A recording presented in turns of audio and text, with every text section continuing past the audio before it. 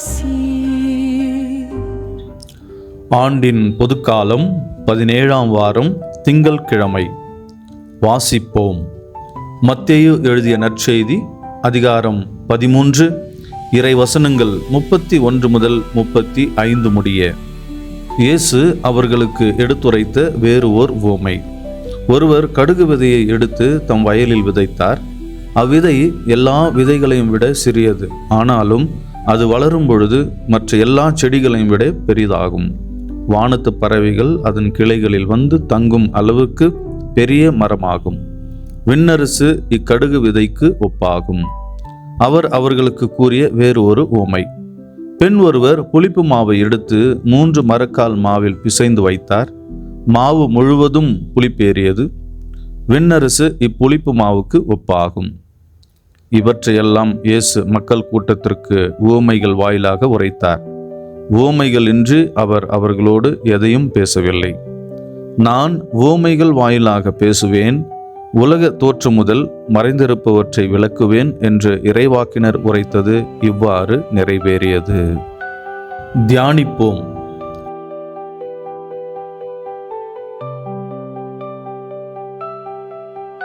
இயேசுவின் போதனைகளால் ஈர்க்கப்படும் கிறிஸ்துவில் எனது அருமை அருளாசீர் ஊடக நண்பர்களே, இன்றைய சிந்தனையை ஒரு சிறிய பயிற்சியோடு ஆரம்பிக்கலாம் என நினைக்கின்றேன். கீழ்கண்ட கேள்விகளுக்கு உங்கள் மனதிலேயே பதில் சொல்லுங்கள், பார்ப்போம். முதலாவது கேள்வி, உலகின் முதல் 5 பணக்கார மனிதர்களுடைய பெயர்களை சொல்லுங்கள் பார்ப்போம். இரண்டாவது கேள்வி, 2000ஆம் ஆண்டு நோபல் பரிசு பெற்ற 2 நபர்களுடைய பெயர்களை சொல்லுங்கள் பார்ப்போம். மூன்றாவது கேள்வி, உலக அழகி பட்டம் பெற்ற 3 பேருடைய பெயர்கள் சொல்லுங்கள் பார்ப்போம். நான்காவது கேள்வி, பாரத ரத்னா விருது பெற்ற முதல் நபரின் பெயர் என்ன தெரியுமா? ஐந்தாவது கேள்வி, ஒலிம்பிக் போட்டியில் அதிக தங்கப்பதக்கங்கள் வென்ற வீரரின் பெயர் என்னன்னு சொல்ல முடியுமா? அன்புக்குரிய சகோதர சகோதரிகளே, என்ன இந்த கேள்விகளை கேட்டவுடனே தலை சுத்த ஆரம்பிக்குதா? காரணம், அவ்வளோ எளிதாக இந்த கேள்விகளுக்கு பதில் சொல்லிவிட முடியாது என்பது எனக்கு தெரியும். இது அப்படியே இருக்கட்டும். இப்போ வேற 5 கேள்விகளை கேட்கின்றேன். உங்க மனசுக்குள்ளேயே நீங்க பதில் சொல்லுங்க பார்ப்போம். முதல் கேள்வி, உங்களுக்கு பிடித்த ஆசிரியர் அல்லது ஆசிரியையின் பெயர் என்ன? இரண்டாவது கேள்வி, உங்க வாழ்க்கையில மறக்க முடியாத வாழ்க்கை பாடங்களை கற்றுக் கொடுத்த 2 நபர்களின் பெயர்களை சொல்ல முடியுமா? மூன்றாவது கேள்வி, உங்களது துன்ப வேளைகளில் துணை நின்ற 3 நபர்களின் பெயர்களை சொல்லுங்க பார்ப்போம். நான்காவது கேள்வி, உங்க வாழ்க்கையின் ரோல் மாடல், அதாவது முன்மாதிரி யாருன்னு சொல்லுங்க பார்ப்போம். ஐந்தாவது கேள்வி, யாரோடு உள்ள உறவு உங்க வாழ்க்கையை அர்த்தமுள்ள ஒன்றாக மாற்றியதுன்னு சொல்லுங்க பார்ப்போம். கண்டிப்பாக இந்த கேள்விகளுக்கு பதிலை உடனுக்குடன் தருவீர்கள் என்பது எனக்கு நன்றாகவே தெரியும். முதலில் கேட்கப்பட்ட 5 கேள்விகளுக்கு பதில் சொல்வது என்பது மிகவும் கடினம். ஆனால் அடுத்து கேட்கப்பட்ட 5 கேள்விகளுக்கு பதில் சொல்வது என்பது மிகவும் எளிது. இதை குறித்து சற்று ஆழமாக சிந்திப்போம் வாங்க.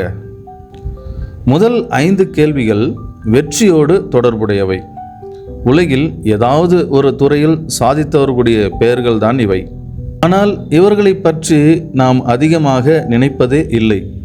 அதாவது வெற்றிக்கு வாழ்நாள் என்பது மிகவும் குறுகியது.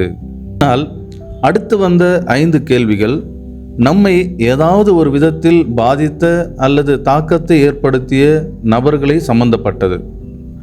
அதாவது நம் வாழ்வில் நேர்முகமாகவோ அல்லது மறைமுகமாகவோ தாக்கத்தை ஏற்படுத்திய நபர்களை நாம் எளிதாக மறப்பதில்லை என்பதுதான் இங்கு சுட்டிக்காட்டப்படும் உண்மை.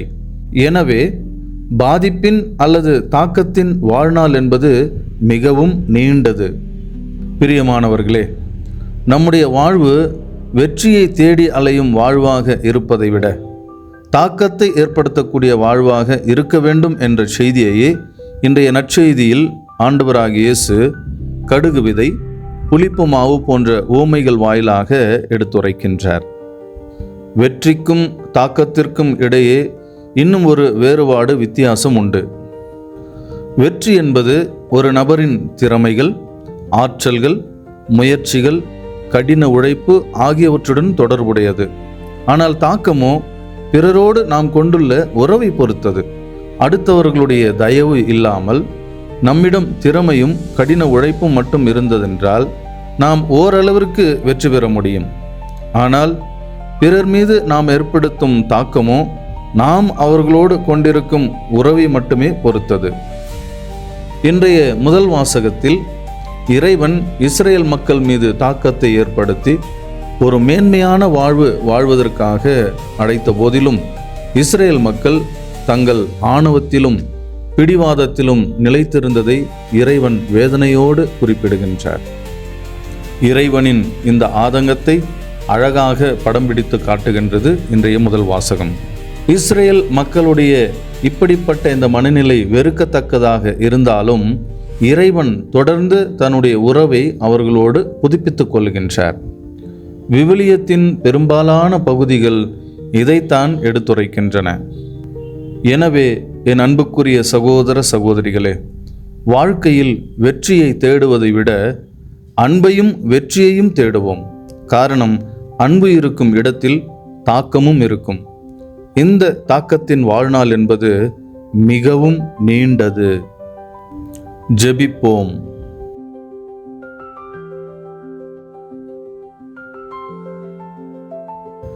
எங்கள் மீது தனியாத தாகம் கொண்ட தெய்வமே, உமது அன்பின் நிமித்தம் உமது உருவிலும் உமது சாயலிலும் எங்களை படைத்தீர்.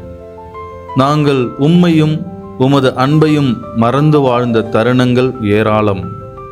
எங்களுடைய தன்னலத்தாலும் சுயநலத்தாலும் எங்களுடைய விருப்பங்களை நிறைவேற்ற நாங்கள் கொண்டிருந்த ஆர்வத்தாலும் உம்மை விட்டு பிரிந்து சென்றோம். உமது அன்பை மறந்தோம். நீர் எங்களை பாதுகாத்தீர், பராமரித்தீர் என்பதை முழுவதுமாக மறந்தவர்களாக வெகு தூரம் சென்று விட்டோம். நீர் மாறாத தெய்வம், மன்னிக்கின்ற தெய்வம், இரக்கம் காட்டுகின்ற தெய்வம். நாங்கள் அன்பு செய்ய தவறினாலும் எங்களை நீர் மீண்டும் மீண்டுமாக தேடி வந்து அன்பு செய்கின்ற தெய்வமாக இருக்கின்றீர். இப்படிப்பட்ட கொடைகளுக்காக அன்பு ஆண்டவரே, இதோ இந்த நாளிலே நாங்கள் உமக்கு நன்றி செலுத்துகின்றோம். வாழ்க்கையில் வெற்றி பெறுவது மட்டும்தான் முக்கியம் என்று இந்த வாழ்க்கையின் சூழ்நிலைகளுக்கு பின்னே, மனிதர்களுக்கு பின்னே, எங்களுக்கு பிடித்த காரியங்களுக்கு பின்னே நாங்கள் ஓடிக்கொண்டே இருக்கின்றோம். அன்பு ஆண்டவரே, இதோ இந்த நாளிலே வெற்றி அல்ல, உறவுதான் முக்கியம், மனிதர்கள்தான் முக்கியம், அவர்களிலே குடிகொண்டிருக்கின்ற இறை பிரசன்னம்தான் முக்கியம் என்பதை நீர் வலியுறுத்தி கூறுகின்றீர். எனவே எங்களுடைய உறவின் வழியாக, எங்களுடைய நடத்தையின் வழியாக, எங்களுடைய சொற்கள் சிந்தனைகள் வழியாக பிறரை நல்ல முறையில் பாதிக்கவும் அவர்களை உம்மிடம் கொண்டு வருகின்ற ஒரு வரத்தை எங்களுக்கு தந்து வழிநடத்தவும் நாங்கள் ஜெபிக்கின்றோம், மன்றாடுகின்றோம். அன்பு தெய்வமே, அருளாசிர் என்னும் இந்த ஊடகத்தை கண்டுகொண்டு ஜெபித்து கொண்டிருக்கின்ற ஒவ்வொரு தனி நபரையும் அவர்கள் சார்ந்த அவர்களுடைய குடும்பங்களையும் இன்று நிறைவாக ஆசிர்வதிப்பீராக. அன்பு குறைபாடு இருக்கின்ற குடும்பங்களிலே உமது அன்பை முழுமையாக அங்கு பொழிந்தருளும். அவர்கள் ஏங்கி தவித்து கொண்டிருக்கின்ற அந்த சமாதானம், நிம்மதி அவர்களுக்கு நிறைவாக தந்தருளும். அன்பு ஆண்டவரே, இந்த ஜெபத்தை கேட்டு ஜெபித்து கொண்டிருக்கின்ற ஒவ்வொருவருடைய தேவையையும் வேண்டுதலையும் விண்ணப்பத்தையும் கேட்டு அவற்றை உமது ஆசீர்வாதங்களாக அவர்கள் மீது பொழிந்து சிறப்பாக நீர் அவர்களை வழிநடத்துவீராக. எல்லாம் வல்ல இறைவன் உங்கள் ஒவ்வொருவரையும் ஆசீர்வதிப்பாராக. தந்தை, மகன், தூய ஆவியாரின் பெயராலே ஆமென். Praise the Lord. இயேசுவுக்கே புகழ், இயேசுவுக்கே நன்றி. மரியே வாழ்க.